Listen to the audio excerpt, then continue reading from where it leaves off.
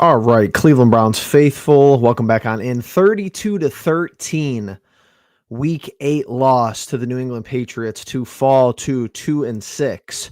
0-4 on the road. The Cleveland Browns have not won a game in New England since I was born. If anybody was interested on some of the cool, fun facts about this game, we're going to get into it. We're going to talk about everything. I have a lot of questions. I think that there's layers, and this onion, stinks. It reeks to high heaven. Everybody thinks the first layer is so bad. That's only the surface. You got to peel back that first layer, that second layer, that third layer, and really get down to the root of the problems here. We're going to try to diagnose it as best as possible in this post-game live reaction to a complete waste of time every Sunday that is the Cleveland Browns. If you're here, hit that like button, comment in the chat over here. I'll get you up on the big screen. We'll talk Cleveland Browns football. James, I'm just going to watch Ohio State and our local high school football. The Browns suck. No offense at all. I've seen some offense. I've seen some local high school offenses that are better than this Cleveland Browns offense. That's where I want to start, James. I appreciate you bringing that up. Thanks for being here. This is one of the worst offenses at the pro level that I have ever seen in my young adult life. Dillon Gabriel today, 21 of 35, 156 yards, 4.5 average yards per completion.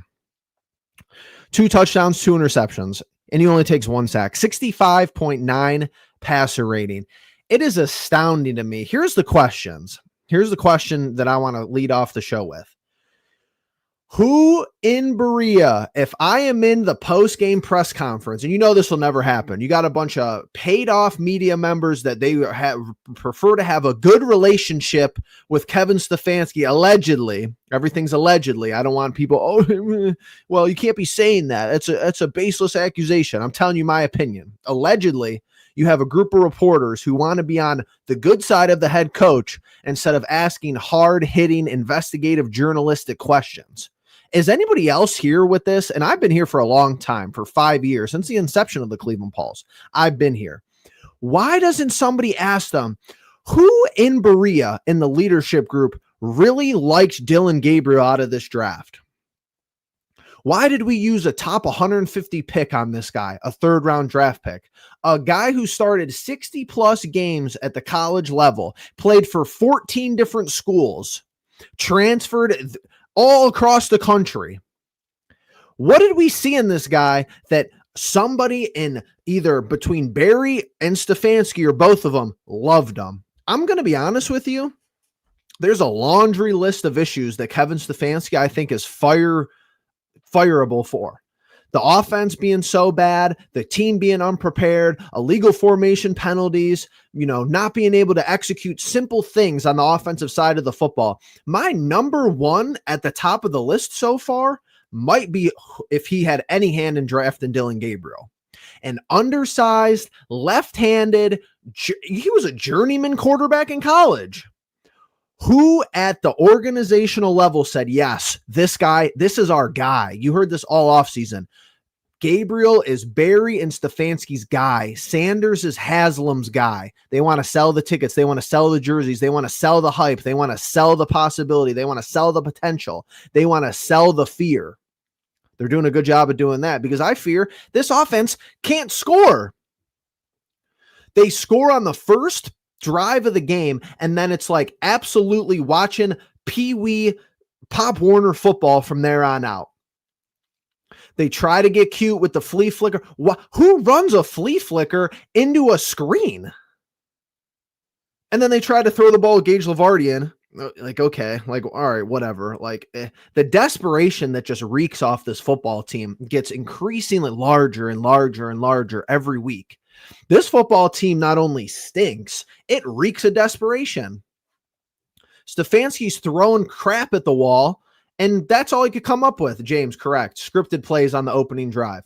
I'll tell you one of my biggest pet peeves with this Cleveland Browns franchise with this iteration of the roster. And this is a lot of people. This goes from the Browns to sometimes lesser, the Cavs. The Guardians, I think, are the only team that does this, I think, at a high level, this rant I'm about to go on. And this goes to a lot of people out there. This is a life lesson I'm starting to learn. I am so sick and tired of people that need everything to be perfect for them to succeed. Why does everything need to go 100% right for this football team to give you results?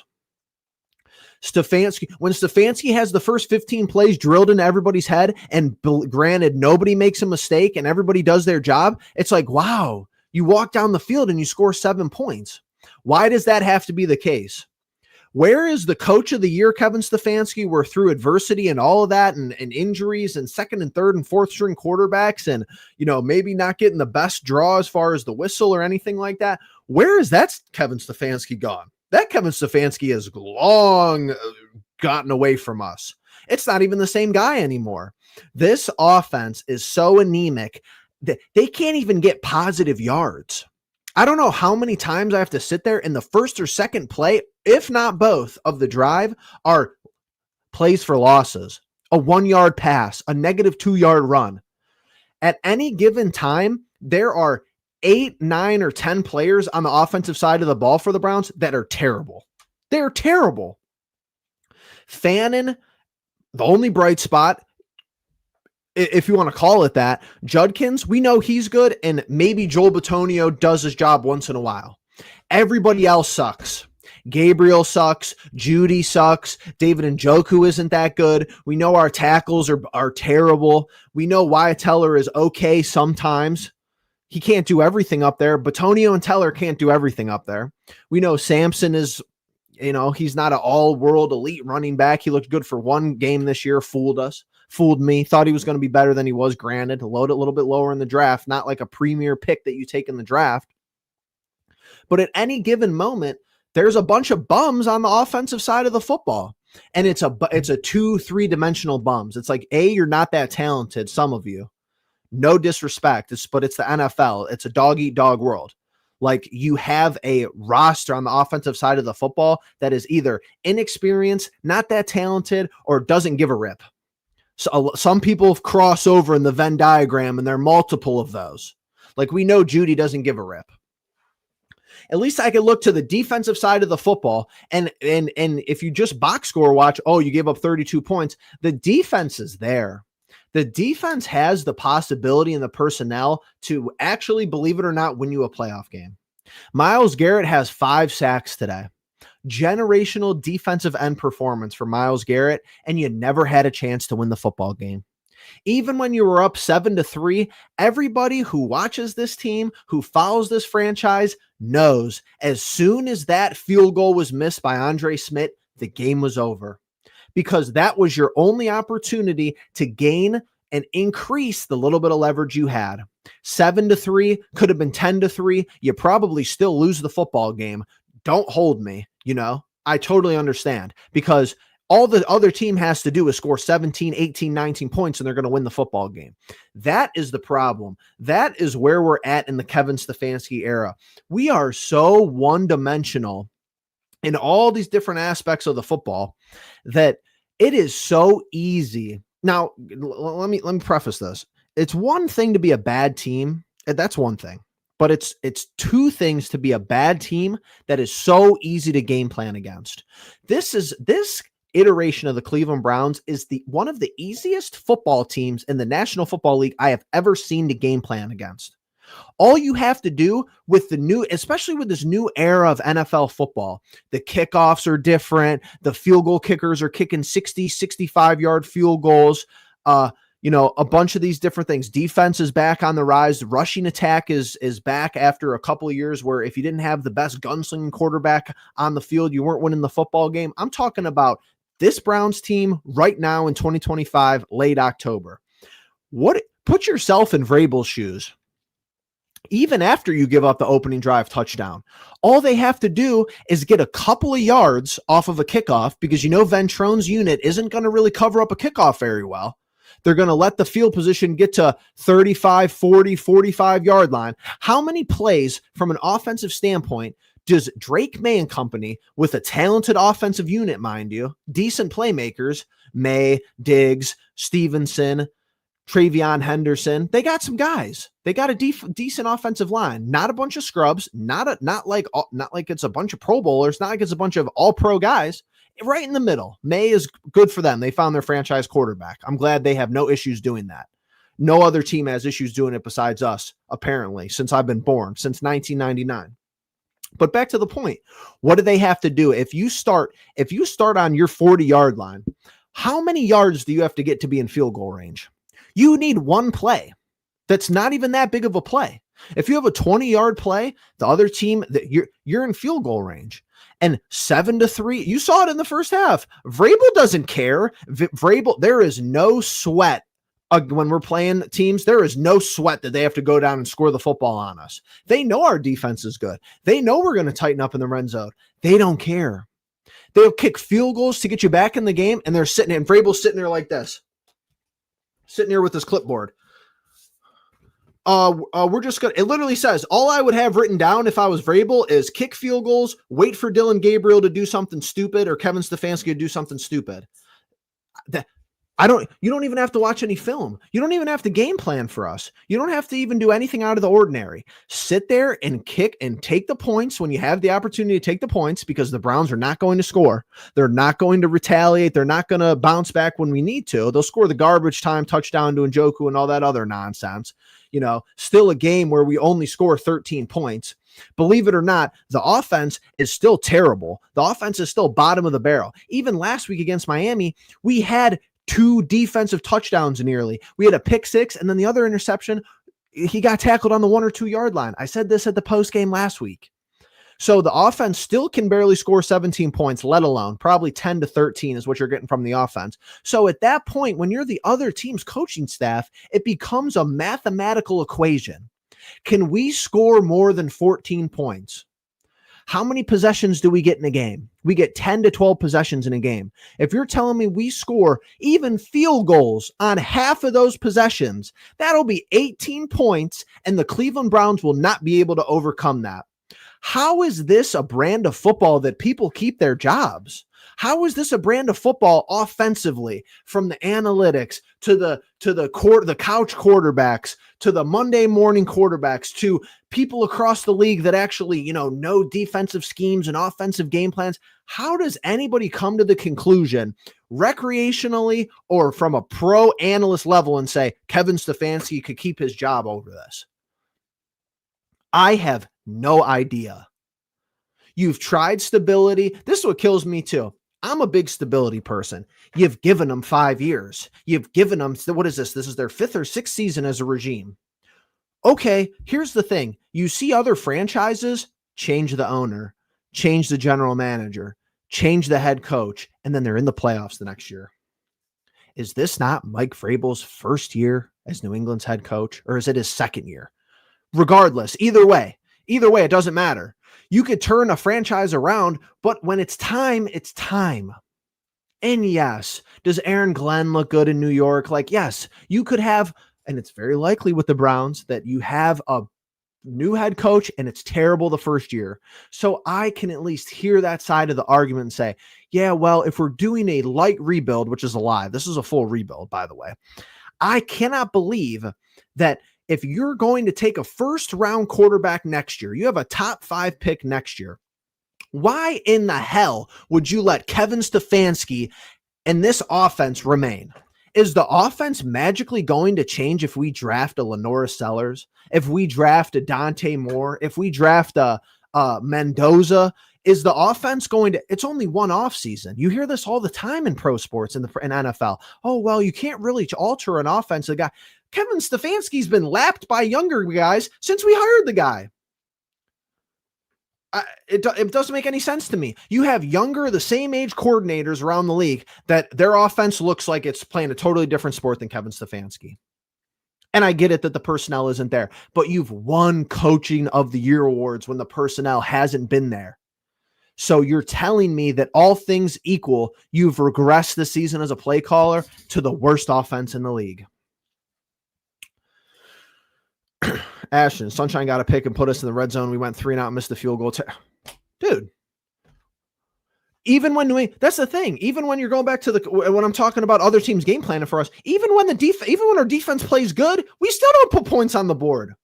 Andre Smith, not it. Sorry, gone. Anytime there's expectations with this team, anytime where you're up 7-3, there's a little bit of pressure on you to make a field goal. He misses the field goal. Not it. Get him out. Simple. I don't understand why, we can't find a kicker for whatever that means. We haven't been able to find a kicker since Phil Dawson left. A cut flash in the pan, Dustin Hopkins, all these other teams in the AFC have no problem finding kickers for 10, 15 years. Baltimore, Justin Tucker, Chris Boswell with the Steelers. They don't have any problem at all. Us, Ventrone, I don't want to see Bubba Ventrone on the damn Browns website after the season. He should be fired going into the bye week if we're being truthfully honest about the situation, because that unit as a whole has sucked all year. I don't care if Andre Smith has made a couple of field goals when it really hasn't mattered, hasn't given a rip, okay? They look unprepared. They look stupid, to be completely honest with you. At least we have the Cavs to watch tonight. Absolutely, Bailey. I didn't think about this game all week. I'm going to come on here and spaz and tweak out and, potentially pop a blood vessel. But you're right, Bailey. I didn't think about this game all week. I didn't look at injury reports. I didn't, you get a little blip on the radar with Sanders and the phantom back injury. And it's like, why does this team always look so shady? Are you telling me that they have Sanders listed questionable as a phantom injury because they know Dillon Gabriel is going to be so bad that they don't even want to hear about, Kevin, why didn't you go to Shedeur after the second Gabriel interception? Are we that insecure? If that is what's happening from a structural standpoint, this is an unsalvageable outfit. We are waiting until the Haslams sell. Let's just put on our tinfoil hats and say the Haslams or Barry or whoever, Stefanski gives a directive. Well, we're going to, Shedeur, somebody said Shedeur tweaked his back. Let's get him questionable for the injury report, because we know that Vrabel was in our building last year and he's going to have us perfectly schemed up from a defensive perspective, which is already his forte and his strong suit. Gabriel's going to look so bad that, we don't even want to hear about it, that we could have put Shedeur Sanders in the game, because we're just going to scratch him. We're just going to scratch him. If that is the reality of the situation, I'm just waiting for the Haslams to sell. You saw it with Washington, the Commanders. You see it with ownership groups. You just need them to sell. That's it. I actually, believe it or not, people, won't be in the same bandwagon as me, but I have a little bit of respect for the Haslams because they've delivered the best Cleveland Browns football, since we've been back, since returning to the city. And that's not saying much. That's not like something to write home about, but they give you 2 playoff appearances and they give you a playoff win against your divisional rivalries right down the road. And it's like, has everything been sunshine and rainbows? No, 90% of it has been bad. No one's going to concede on that point, but it's like, sometimes it's just run its course. And this front office and this leadership group, it's just run its course. It really has. They don't know what they're doing. They don't know how they're using a top 150 pick on Dillon Gabriel. It looks like he's never seen the field before ever in his life. He started 60 college football games. It's just getting to the point where I don't know what's the excuse to get rid of Stefanski. If you don't get rid of him next year, you're lying to me as a fan if you're saying, well, we think Stefanski's doing a good job and we don't really have the credentialed evidence to get rid of him after this year. So what evidence would you need to fire him? That just is like you're lying to me at that point. And I know you are. It's not a simple brand of football as simple as that. It's not simple. It's stupidity at best. It's terrible. Dillon Gabriel thrown into double coverage, arm punts, what is up with, and regardless of who's in the wrong, what is up with throwing in front of the sticks? What is up with 4th and 15 and we're throwing a 7-yard out route? That is the most infuriating thing if you're watching the game. I don't know how many times I'm sitting here and I'm watching, we are in a down and distance where we need to pick up X amount of yards and we're throwing it short.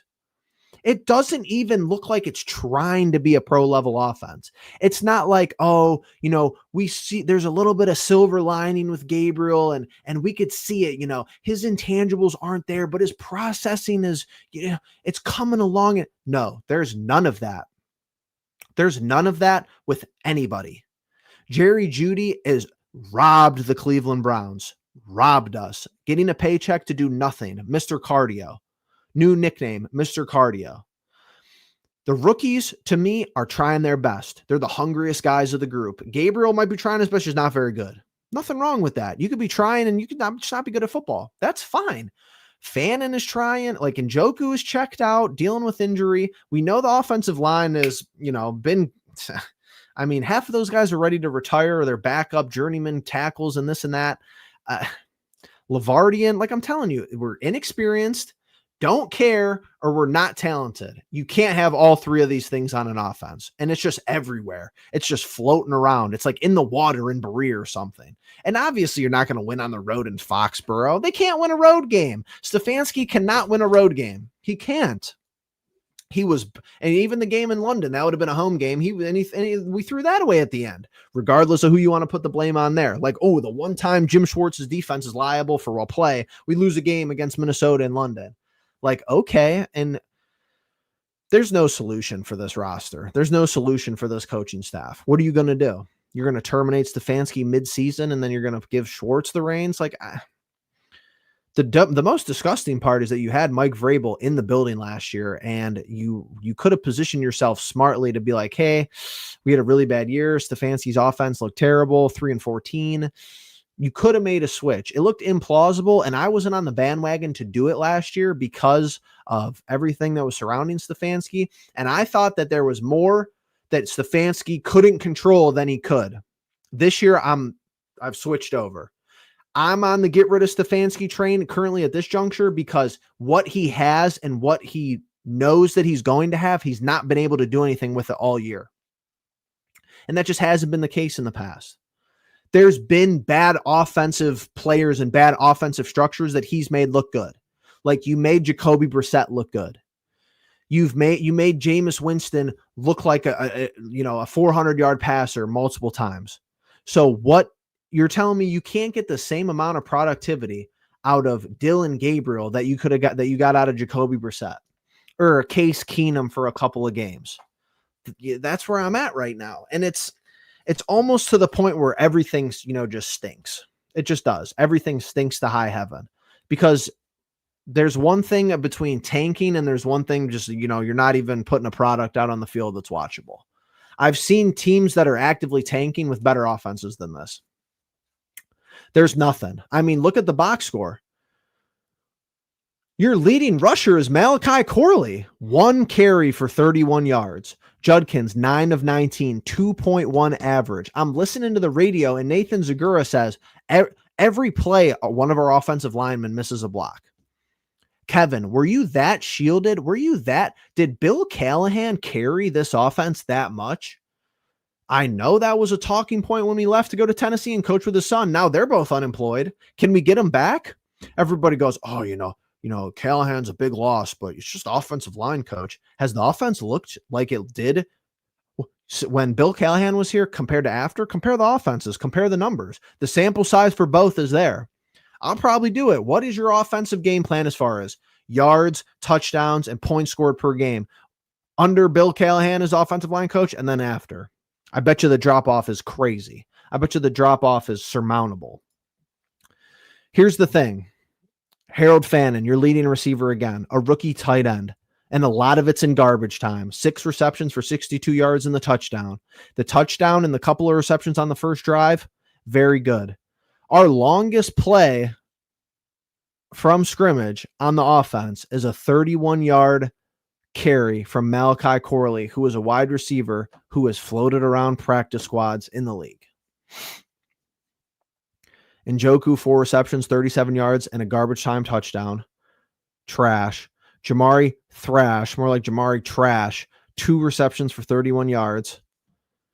Dylan Sampson, 5 receptions for 29 yards. Jerry Jeudy, 0 receptions for 0 yards on 2 targets.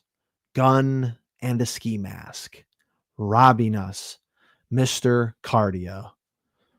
And you have a generational performance from Myles Garrett on the defensive side of the ball. He has 5 sacks. He doubles his sack total for the year in 1 game today. And it's like the Patriots didn't even care.